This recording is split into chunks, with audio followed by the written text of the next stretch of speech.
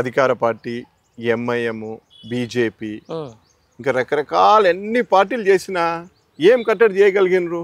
మా పాత vote bank అయితే తీయలేదు కదా, మా ఓట్ బ్యాంక్ అయితే మాకుంది కదా. ఇప్పుడు కేసీఆర్ గారు సీఎం అవుతారు, ఇది స్టేట్ ఎలక్షన్ అయితే పరిస్థితి వేరే విధంగా ఉంటుంది కదా, ఆ తీర్పే మారిపోతుంది కదా. వాళ్ళు అన్ని రకాలుగా 3 రోజుల ముందు నుంచే వాళ్ళు క్యాన్వసింగ్ బంద్ చేసుకున్నారు బీజేపీ వాళ్ళు. డివిజన్ నాయకులంతా అధికార పార్టీకి తొత్తులు అయిపోయారు బీజేపీ వాళ్ళు, కాబట్టి డిపాజిట్ పోయింది.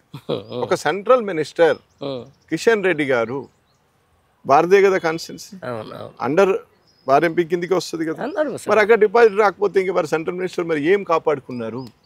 బీజేపీ ఎక్కడుంది? ఈ రాష్ట్రంలో బీజేపీ అధికారంకి వస్తుందని చెప్తారు కదా వీళ్ళు, ఏంది వాళ్ళ పొజిషన్ ఎక్కడుంది అంటే ఈ అధికార పార్టీకి పరోక్షంగా సపోర్ట్ చేసారు. సపోర్ట్ చేసి వారి ఓట్ బ్యాంక్ తగ్గించుకొని వారు ఒక 12,000 15,000 బీజేపీ వచ్చి ఉంటే ఈ రోజు పరిస్థితి వేరే కదా. అవును కదా, అదే వాళ్ళు కావాలని వదిలేసాను కాబట్టి వాళ్ళకి డిపాజిట్ రాలేదు. వీళ్ళు కావాలని వీళ్ళని గెలవాలని బీజేపీ, ఎంఐఎం, అధికార పార్టీ వీళ్ళందరూ కలిసి చేసిన స్కీమే నవీన్ యాదవ్ విజయం.